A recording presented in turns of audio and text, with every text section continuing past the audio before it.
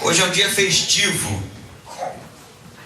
Quem concorda que hoje é um dia festivo aí, diz amém. Amém. Por que é festivo? Porque hoje é Dia do domingo, pastor, né? Dia do pastor. Dia do pastor. Eu nunca entendi esse negócio do dia do pastor não, mas vai lá, né?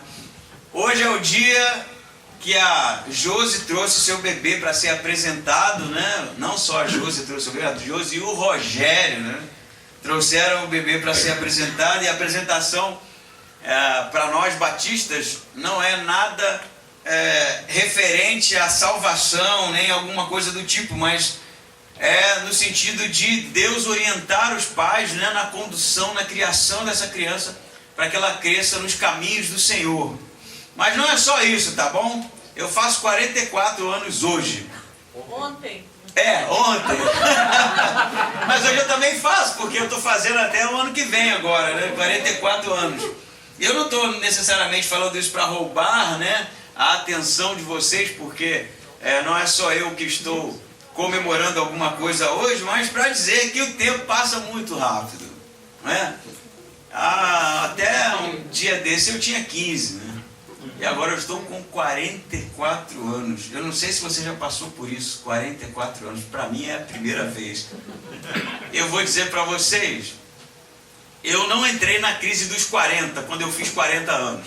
Tem a tal crise dos 40, né? Nem quando eu fiz 41, nem 42, nem 43, mas 44 está me doendo o tornozelo, cara. A impressão que eu tenho é que até os 40 foram parabéns por mais um ano de vida. E depois dos 40, parabéns por menos um ano de vida, né? Agora, cada ano que eu faço é menos um. Menos um. E você pode até estar achando isso meio mórbido, mas a origem, inclusive, da velhinha que a gente apaga, não se iluda. Você apaga porque se foi. É isso que simboliza a vela. Então pare de apagar as velas, porque elas representam a chama que se apagou, não é? Porque o tempo, ele passa, né? Ele escorre por entre os nossos dedos. Não dá para a gente se agarrar a isso. Não é à toa que Santo Agostinho, né, ou Agostinho de Hipona, disse que quando ele pensa sobre o tempo, ele sabe o que é o tempo, mas ele não pode explicar. Porque ele está dentro da temporalidade, dentro do tempo, e o tempo nos escapa todo o tempo, se é assim que eu posso dizer.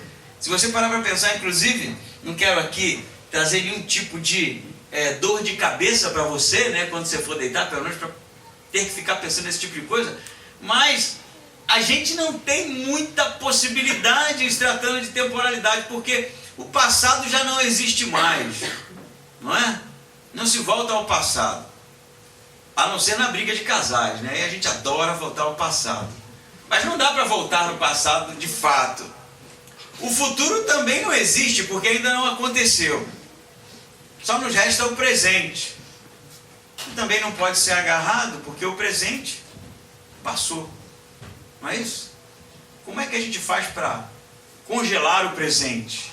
Porque ele está totalmente num fluxo, não é? Que a gente não pode agarrá-lo, ele nos escapa, e assim a gente vive uma espécie de falsa sensação de que podemos viver alguma coisa e agarrar alguma coisa no presente, ou que podemos projetar algo no futuro, quando no final da história não dá. A gente vive a ilusão, né, de que amanhã acordaremos como todo o dia a gente o faz, né? Assim eu espero, e que a nossa vida continuará, mas não temos certeza de nada disso. Porque me parece que tudo que nós experimentamos nessa vida é algo, eu diria, passageiro e que aponta para um tempo eterno. A sensação que temos do prazer, conversávamos na escola bíblica, é momentâneo, passa, não é? A gente às vezes se programa tanto, por exemplo, para ir naquele restaurante que a gente vai uma só vez no ano, né? Quando quem sabe, Dia dos Namorados, está aí uma boa opção para você, né? E a gente chega naquele lugar que a gente esperou o ano inteiro para comer, quem sabe, e quando pede aquele prato, aquele camarão, uma milanesa, não é? Não quero aqui trazer para você, quem sabe, um desejo, né? para gastar dinheiro nesse dia de domingo, não é isso? Mas aquele camarão empanado, assim, que a boca enche d'água, né? E quando você come um pouco, tudo aquilo foi embora. E agora não tem mais prazer, porque a barriga já está cheia. E passou toda a ambição do desejo, passou toda aquela expectativa de algo que a gente queria congelar, não é? E assim é com a vida. Todos os momentos de prazer, todos os momentos de algo que a gente pensa ser pleno, ele escorre por entre os nossos dedos. Seja os nossos 40 anos, seja os nossos momentos de alegria, seja toda a nossa trajetória e nossos dias alegres, que se resumem, quem sabe, num álbum de fotografia amarelado guardado num canto da estante. Porque me parece que a nossa vida aqui, ela é algo que aponta para um tempo, que aponta para um estado pleno, para um estado eterno. Porque, como disse C.S. Lewis, a eternidade, ela na verdade é um relógio sem ponteiros. Tudo que não é eterno é eternamente inútil. Tudo que não é eterno é eternamente inútil. É sobre esse pano de fundo, né, e essa lente, quem sabe, que eu convido você a abrir a sua Bíblia no livro do profeta Zacarias, mais uma vez, capítulo 5. Só um detalhe: a eternidade é um relógio sem ponteiros, é de Mário Quintana, e nem um C.S. Lewis. C.S. Lewis é a segunda frase que nós ouvimos aqui. Anote, né, porque isso é bacana. Diz assim Zacarias capítulo 5: tornei a levantar os olhos e vi um rolo que voava. O anjo me perguntou: o que veio? Eu respondi: vejo um rolo voando com 20 côvados de comprimento e 10 de largura. Ele me disse: esta é a maldição que sairá pela face de toda a terra, porque tanto o que furta como o que jura falsamente serão expulsos, conforme a maldição. Assim diz o Senhor dos Exércitos: eu a enviarei e a farei cair sobre a casa do ladrão e sobre a casa do que jurar falsamente pelo meu nome, e ela permanecerá na sua casa e a consumirá com sua madeira e suas pedras. Amém. Essa é a sexta visão do profeta. Nós já estamos numa série de estudos sobre o profeta Zacarias, e são ao todo um compêndio de 8 visões, que estão no início do livro desse profeta, e essa é a sexta.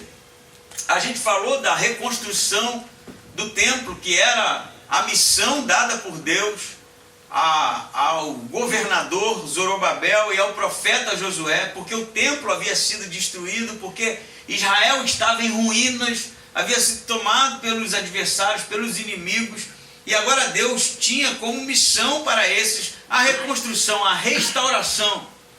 Zacarias é o profeta que foi levantado com esta mensagem, uma mensagem de suporte, de apoio, de, quem sabe, trazer para esses homens a responsabilidade de restaurar algo que havia sido derrubado, que havia sido perdido. E essa sexta visão, ela é muito peculiar, porque ela, eu penso, é a menor de todas. Ela é a mais simples até. Não há tanta complexidade. E o profeta diz, no início do capítulo 5, que ele vê um rolo voador, não é? É assim que é. Vejo um rolo voando, com 20 côvados de comprimento e 10 de largura. O que ele vê, na verdade, é um grande pergaminho. Ele tem em torno de 4 por 8 metros. É um grande outdoor, eu diria. E o pergaminho está aberto e há um texto no pergaminho.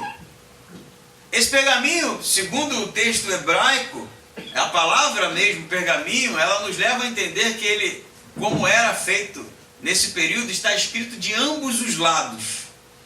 E qual a mensagem deste pergaminho? A mensagem é justamente sobre aqueles que juram falsamente e aqueles que roubam. Não é isso? o próprio rolo aqui em Zacarias, ele representa a lei mosaica, representa os 10 mandamentos, representa a Torá judaica, que traz justamente os textos de Deuteronômios, não é? Que há a maldição sobre estes que juram falsamente em nome de Deus e os que roubam. É isso que está lá. Mas a pergunta é, por que, afinal de contas, Deus revela isso ao profeta? E por que essa visão? Por que o rolo? Porque o referencial, que eram as Escrituras, que era a palavra de Deus, que era o texto bíblico, havia se perdido. Não é à toa que em Esdras e Neemias, não é, que são aqueles que continuarão esse projeto de reconstrução, as leis são reencontradas e trazidas de novo à tona, para que o povo retomasse ali a sua religiosidade, as suas crenças. O rolo aqui simboliza justamente isso. É a palavra de Deus, é a presença de Deus e é o referencial moral.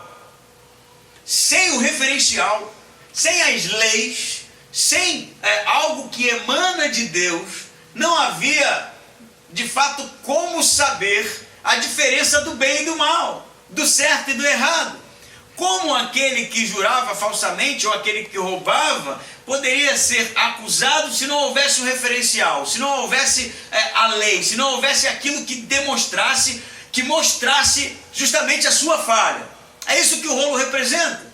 O rolo representa a falta de referencial que o povo estava vivendo até então e que deveria cessar nesse momento. Porque Deus estava se manifestando ao povo e dando a missão de retomar aquilo que havia sido perdido. Eu penso que o que isso diz para nós hoje, assim como a palavra de Deus, assim como o rolo representa a palavra de Deus, os 10 mandamentos, a Torá judaica, o cânon judaico, assim como representa o referencial moral, ético, aquilo que faz a linha divisória do que é certo e do que é errado, isso continua valendo para nós. Sem a palavra de Deus, sem a existência de Deus, sem a crença em Deus, tudo é possível. Já dizia o escritor russo Dostoiévski, se Deus não existe, tudo é possível. Eu posso fazer o que eu quiser e não há o que me condene. Se Deus não existe, se a lei não é o referencial, se a palavra de Deus não é o referencial, eu posso esticar isso. Se Cristo, se Jesus não é o nosso referencial, nós vivemos uma espécie de relativismo. Porque se não tem referencial, o que me condena? Percebe isso? Se não há a lei, não há transgressão. Se não há lei, não há transgressão. E esse é justamente o estado que o povo vivia. E esse é justamente o tempo que nós temos vivido. A falta de referencial de Deus. A falta de referencial da palavra de Deus. A falta de intimidade com Deus. Porque eu lhe digo uma coisa. Se no Antigo Testamento Deus se revelou através das Escrituras, através da sua lei, através das leis de Moisés, no Novo Testamento Deus se revela pessoalmente. É Jesus encarnado. Aquilo que era o referencial transcendente, não é? Que estava lá no inatingível, não é isso? Os 10 mandamentos é algo que está assim, extremamente distante por causa da sua perfeição dos homens imorais que somos. A lei nos expõe. A lei nos coloca num lugar de vergonha. Porque quando a lei diz que somos pecadores e mostra o pecado, nós nos encolhemos. Jesus é o referencial neotestamentário. É o Deus que se revela. É o referencial presente. Eu até conversava lá em Chapecó com um rapaz e ele passou poucas e boas na vida, divórcio e um problema de sexualidade com a filha. E ele diz, cara, a minha vida está tão bagunçada, ele fala, que eu não me acho digno de falar das coisas de Deus. E eu falei com ele assim, mas quem se acha? Quem é esse que se acha digno? Eu falei assim, a diferença é que o Deus que nós servimos e que nós cremos, não é o Deus transcendente somente, que fica lá de cima, dizendo o que está errado e julgando os homens. É o Deus que se revelou e experimentou o nosso sofrimento. É o Deus que sabe o que você está passando porque Ele sofreu também. É o Deus que se despe de toda a sua divindade, como o próprio Paulo fala, para sofrer como homem. É um Deus experimentado em sofrimento porque nos conhece. E Ele se revela ao homem não para ser o referencial transcendente, mas para ser o referencial imanente, que está presente, que está entre nós, que se relaciona conosco. Você sabe como é isso? A gente vê aí casos e casos, eu posso citar para você, por exemplo, o do Neymar, né? Tão falado. Permita-me aqui, quem sabe, descer o nível um pouco. Mas o Neymar, jogador de futebol conhecido no mundo inteiro, né? Rico, eu acho que não, milionário deve ser. E aí vai se envolver com uma menina, né? Pela internet, pelo Instagram, paga a passagem da menina para Paris, chega lá, se relaciona sexualmente com a menina e tem a cara de pau de dizer, não, o que aconteceu no primeiro dia foram coisas normais de um casal. Que casal? Eles são um casal? Na verdade, o que eu entendo de ser um casal não tem nada a ver com o que estava acontecendo ali. Mas vamos lá, no segundo dia acontece toda aquela problemática, ela o acusa de estupro, e aí toda a mídia cai em cima disso, né? Só se fala disso, tanto que até eu estou falando disso aqui. E a gente lá começa a ver disparos, né, de notícias das feministas, ou dos legisladores e dos advogados, o que é na verdade que está acontecendo, o estupro, enquanto aqui em Pomerode, semana passada, uma menina foi estuprada a 20 metros de sua casa. E ela faz um relato na internet, teve a coragem de colocar a sua cara a tapa. E o que sabe que me deixou indignado? Não foi...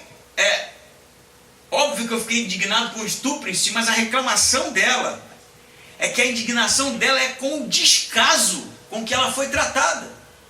Ela diz que chega no hospital e as pessoas colocam ela num lugar público, ali exposto a todo mundo, toda rasgada.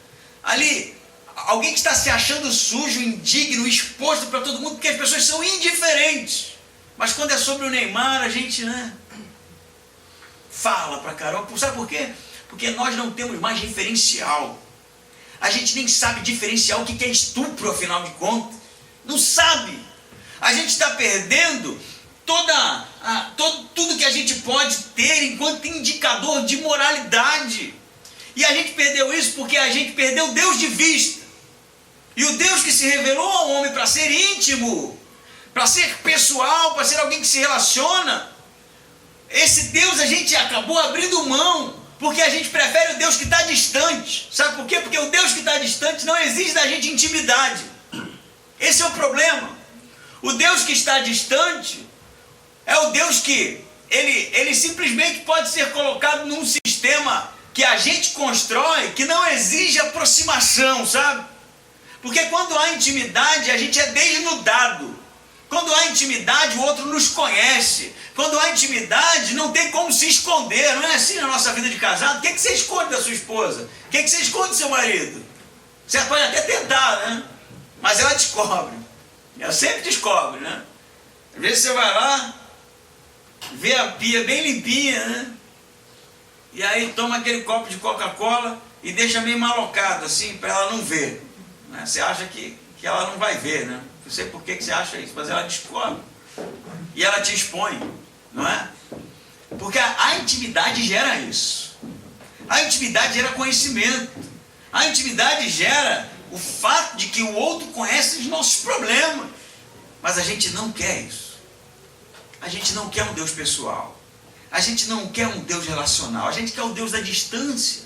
Por isso que a gente cria tanto sistema, não é? Sistema teológico. A gente adora isso, né? Conversávamos aqui na escola bíblica. A teologia, né? Todo aquele discurso de quem é Deus. Quando no final, isso é tudo desculpa, os exageros, gente. Os exageros da religião é falta de intimidade com Deus. Sabe? Porque a gente, quando não conhece, a gente fabrica um conhecimento. Você vê aí o que acontece no mundo neopentecostal, quando as pessoas começam a gritar, começam a profetizar, começam a entrar numa ilusão frenética. Sabe o que é isso? É a falta de conhecimento e intimidade de Deus. Aí a gente fabrica, é gritando, quem sabe, que as pessoas possam, olhando para nós, achar que a gente tem relacionamento com Deus. É no endurecimento do conhecimento acadêmico de Deus, quando a gente constrói todo um sistema, né, e Deus e tal, porque no final da história todo esse floreio é falta de intimidade de Deus, porque a revelação de Deus é extremamente simples. É um Deus que se revelou para se relacionar, porque nos amou. É essa que é a teologia resumida. É o Deus que nos ama porque Ele deseja um relacionamento com a gente. E quanto mais relacionamento com Deus nós tivermos, mais referencial de moralidade nós teremos. Isso é que é a lei, isso é que é a revelação, isso que é Deus enquanto referencial máximo. É o Deus que, por conta de nós sermos íntimos, Ele faz com que haja uma lente espiritual entre mim e o mundo, entre mim e a banalidade do mal, entre mim e a pecaminosidade que nos rodeia e nos persegue. Sem intimidade, estamos perdidos. Aí somos relativistas. Entende isso? Se não há referência do relacionamento com Cristo, o desejo ardente, a paixão de conhecê-lo, somos relativistas. E sabe como é que a gente faz? Como Israel, jura falsamente. É isso que está sendo acusado aqui, mente. Porque isso já não importa. Isso já não importa. Se tornou banal. Porque se você não conhece, gente, o primeiro passo da falta de relacionamento com Deus é a relativização. Por que não? Que diferença faz? Porque você não conhece Deus. Porque se você conhecesse, seria não de fato. E se acontecesse algum deslize, seria um acidente. Mas vivemos um tempo em que Deus se tornou para nós, porque fizemos assim um Deus da distância. A gente diz que conhece um Deus distante. Isso é um absurdo. Porque se é distante, você não conhece. A gente diz que é íntimo do Deus distante. Isso não é intimidade. Isso é só discurso. É só técnica de retórica. Não há conhecimento, não há intimidade. Ele continua falando, ele fala do referencial que é a lei, e que é bem grande aqui, para todos verem, né? Uma placa bem enorme, justamente com essa acusação. E no versículo 3 ele vai dizer: Ele me disse, esta é a maldição que sairá pela face de toda a terra, porque tanto o que furta como o que jura falsamente serão expulsos conforme a maldição. E sabe uma coisa?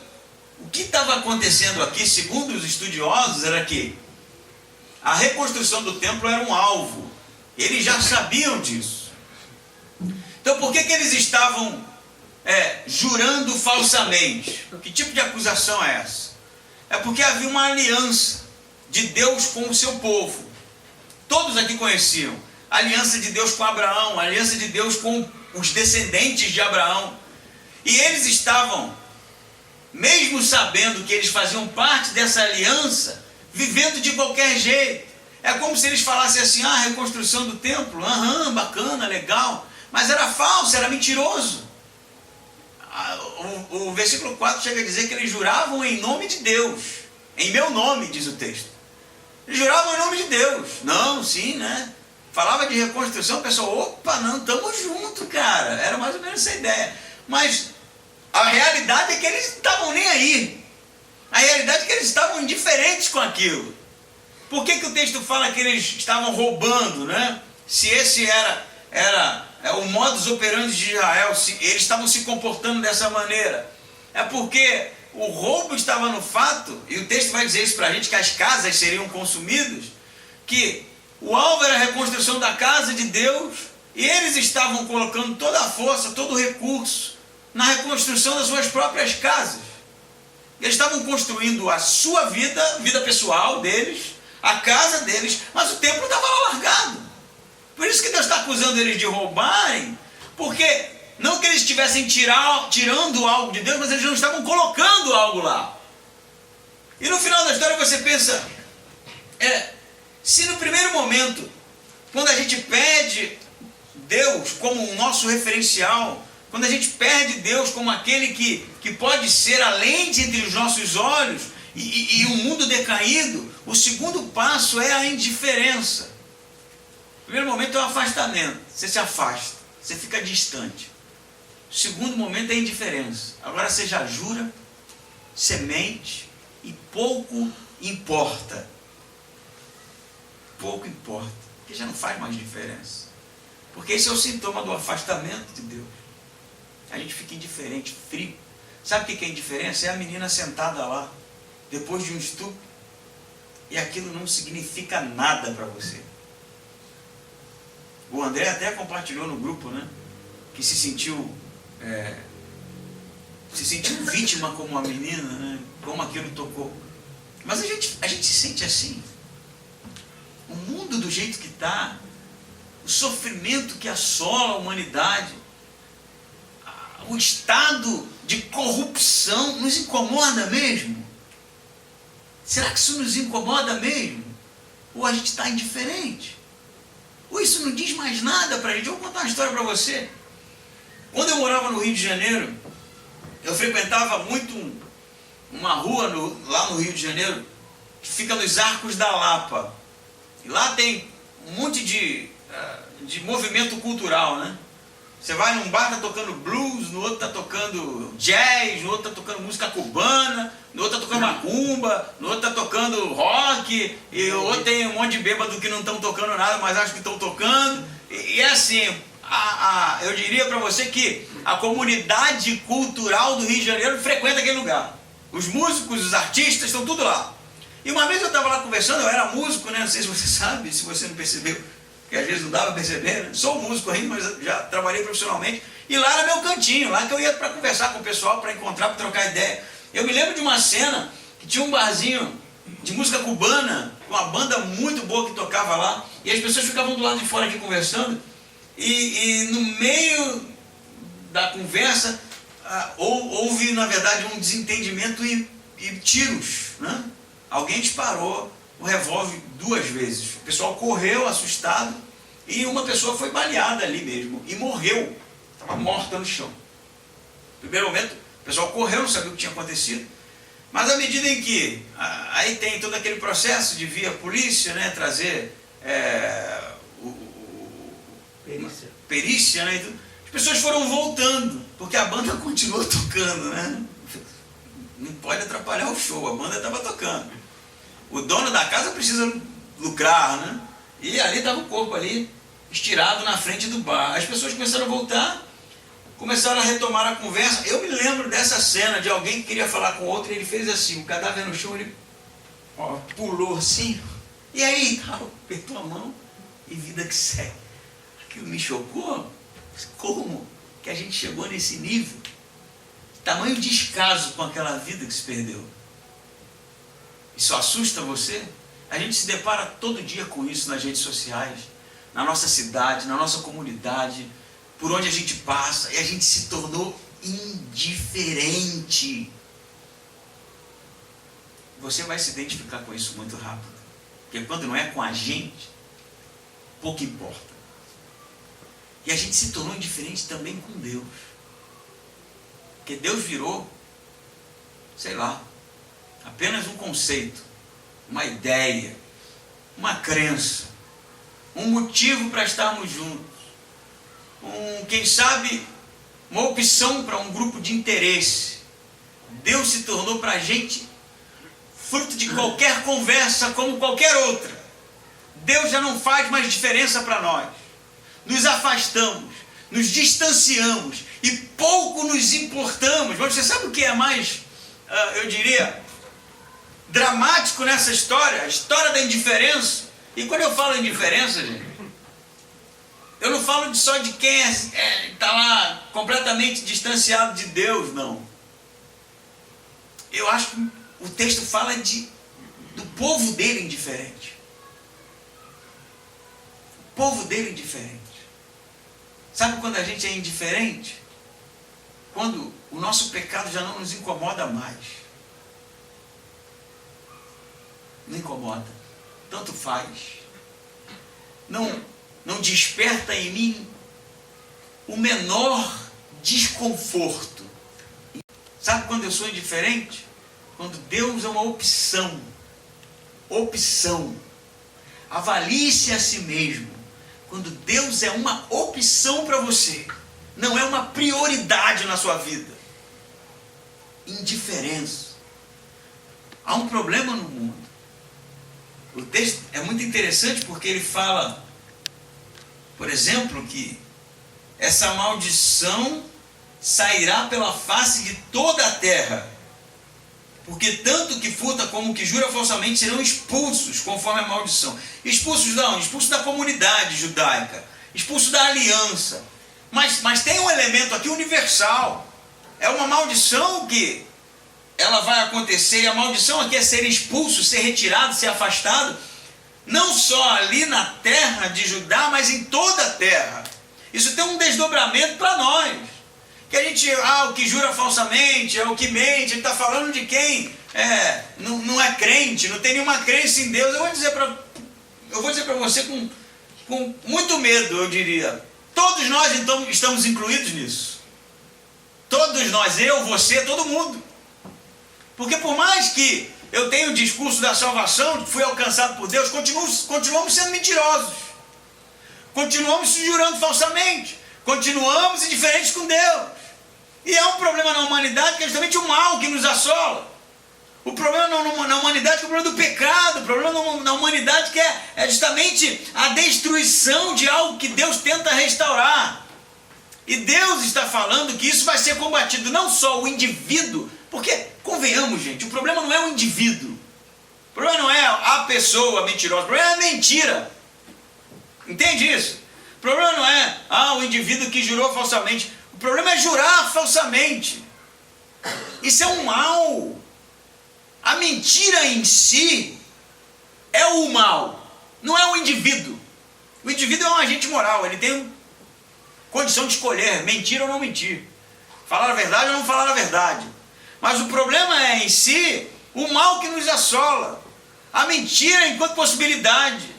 O jurar falsamente enquanto possibilidade. Deus promete que vai extirpar isso da face da terra. Isso vai acabar. E aí é que está a diferença. Se você tem uma vida com Deus, se você tem Cristo, você também vai ser julgado. E esse mal vai ser retirado de você, expulso, afastado de você. Porque Deus quer o melhor. Você entende esse conceito? O que vai acontecer, e a promessa de Deus é que todo mal será tirado.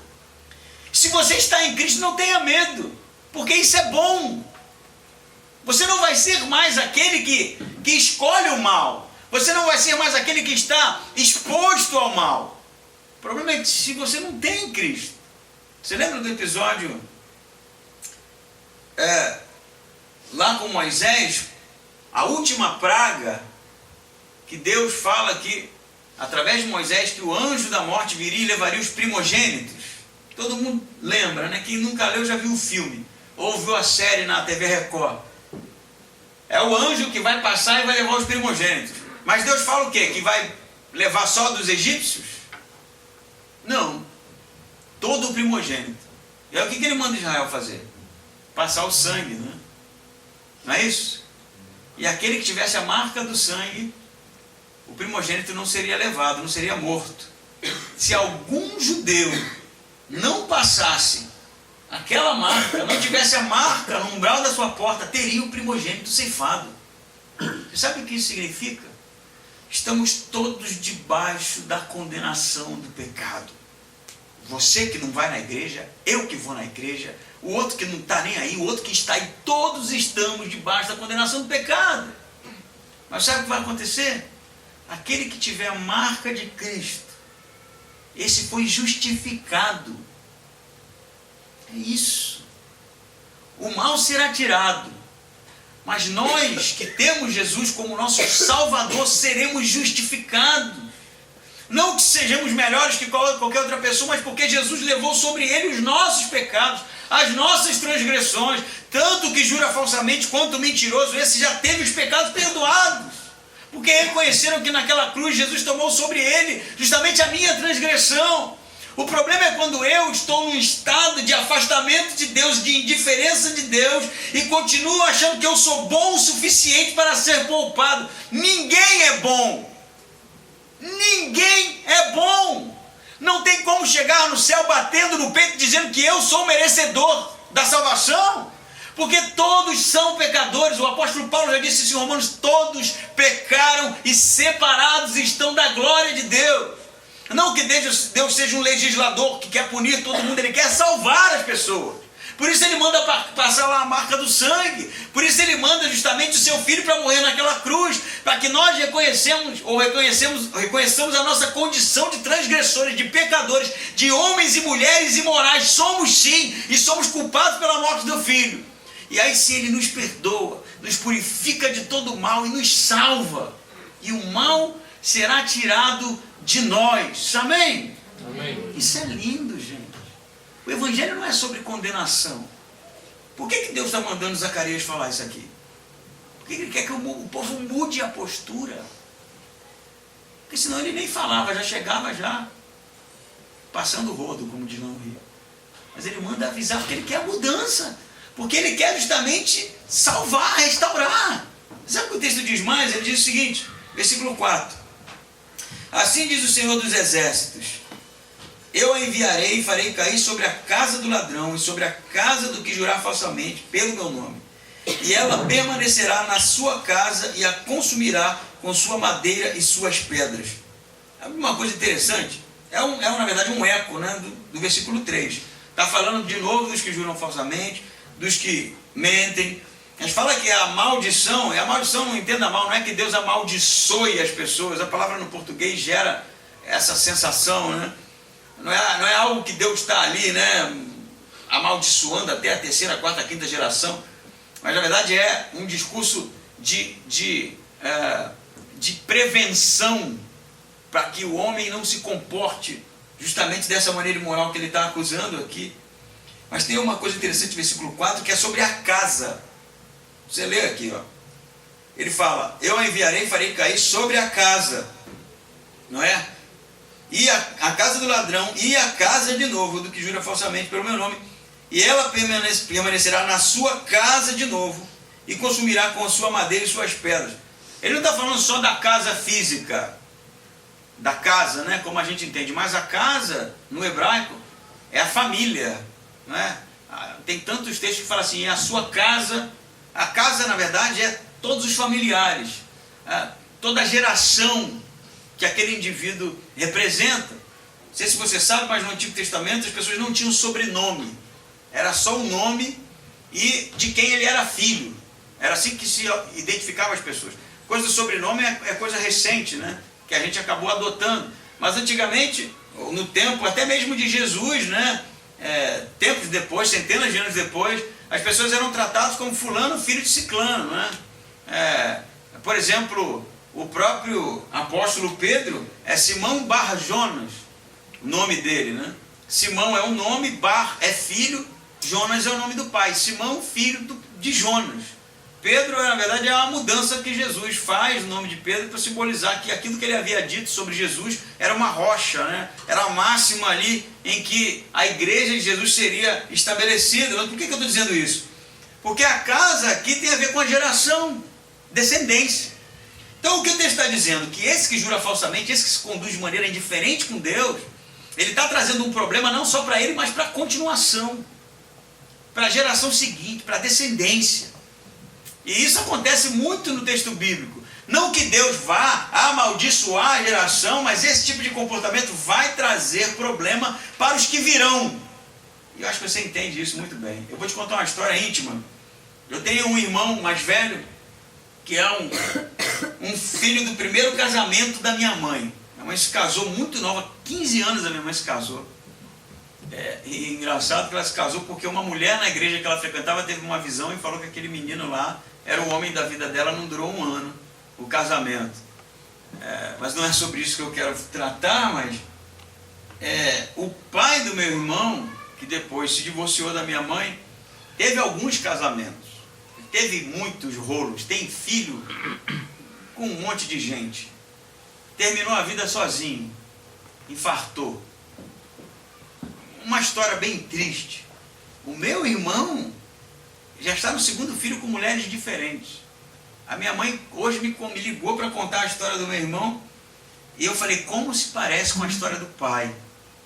É a mesma história. E ele tem uma filha que está vivendo do mesmo jeito, com 15 anos está grávida. Não, na verdade já teve até o bebê, 15 aninhos. E você sabe como a nossa conduta ecoa nas gerações? Sabe disso? Que tudo que a gente faz vai ecoar nos nossos filhos, nos nossos netos. Se você é alguém que vive distante de Deus, seu filho vai viver distante de Deus, seu neto vai viver distante de Deus. Não que isso seja Deus amaldiçoando, mas porque há uma responsabilidade. E nós precisamos ser aqueles que mostram as setas para o caminho certo que deve ser trilhado. A gente precisa ser aquele que tem compromisso com Deus, para que nossos filhos também tenham, entendam que isso é importante. Sabe disso? Eu me esforço todo o tempo para mostrar para o meu filho que é importante mesmo, que ele precisa levar isso a sério. Parece que ele vai entender isso, porque tem entendido isso. E assim eu penso, é a história de todos nós. Não é sobre você, cara. Não é sobre você. Não ache que viver de qualquer jeito, levar Deus no papo, levar Deus assim, de lambuja, vai trazer boas coisas para aqueles que você tem responsabilidade. Não vai. Eles serão bem piores. A gente vê aí as famílias, não é? Como é que é a família hoje? Você vê vídeos e vídeos de alunos em colégio público que batem nos professores. Você sabe por que é assim? Sabe, claro que você sabe. Porque os pais não foram referencial de nada. E os filhos deles serão piores que eles. Está na nossa mão, meu amigo. A casa, olha o que Deus está falando, esse comportamento vai trazer problema sobre a casa, sobre a geração. Vocês estarão distantes, vocês estão trazendo problemas para vocês mesmos. Você sabe de uma coisa, eu falei no início sobre eternidade, né? E eternidade a gente pensa, né, em algo que vai ser pleno, íntegro, né, santo, e que nós vamos viver, principalmente se a eternidade for ao lado de Deus, né, um tempo como jamais visto, né? Não será um tempo, não é temporalidade, mas é figurativamente algo maravilhoso. Mas sabe o que o Evangelho diz para a gente? Que a eternidade começa aqui. Começa aqui. Quando as minhas preocupações são eternas. Quando os meus investimentos são para a eternidade. Quando as minhas paixões são para a eternidade. E você sabe de uma coisa? A purificação da imoralidade e do mal prometida por Deus, que Ele diz que vai extirpar da terra aqui, ela começa na gente. Porque quando eu sou alguém que busca o conhecimento, o relacionamento com Deus, o mal já está sendo extirpado. Entende isso? Os meus filhos já serão muito melhores que eu. E assim, até que Jesus volte, a eternidade já começou para nós. Nós já começamos a ter, de fato, o pecado sendo extinguido. Não deixaremos de ser pecadores, caminhamos para a santificação como alvo, como diz o apóstolo Paulo, mas somos referencial. A Bíblia não é à toa que diz que os filhos são como flechas. Sabe, flecha? Você, né? Eu não sei quem. Eu fiz, no máximo, aquele arco de vareta de bambu, né? Mas a ideia da flecha na Bíblia é que você lança, sabe? E ela vai longe. Assim são os filhos. Eles irão muito mais longe que você. O Luca, meu filho, com 6 anos, eu sei disso. Ele vai muito além do que eu fui. Eu vou parar, eu já estou com 44, né? Não é o discurso da morte, não, mas estou bem, muito mais perto do que quando eu tinha 15. Mas ele vai continuar, ele é a minha continuação. E se eu for referencial para ele, assim como Deus é para mim, as obras dele serão muito maiores do que as minhas. Mas se eu não for, aí é o contrário. Por isso hoje a gente vai fazer a apresentação dessa criança tão linda, né? Fruto do amor de um casal. Mas a minha mensagem para você é que isso que a gente vai fazer aqui, trazer a criança aqui, pedir para que os pais sejam referencial, não é brincadeira, não. Não é brincadeira, é sério. E se a gente agir com descaso e achar que vai dar tudo certo, não se iluda. O resultado tão visto não é dos melhores. Porque esse é o convite de Deus para a gente. Tê-lo como referencial. Nos importarmos com de fato tudo aquilo que Ele tem para nós, o seu amor. E buscarmos uma aproximação, um relacionamento com aquele que pode mudar a nossa trajetória. Amém? Amém. Vamos ficar em pé?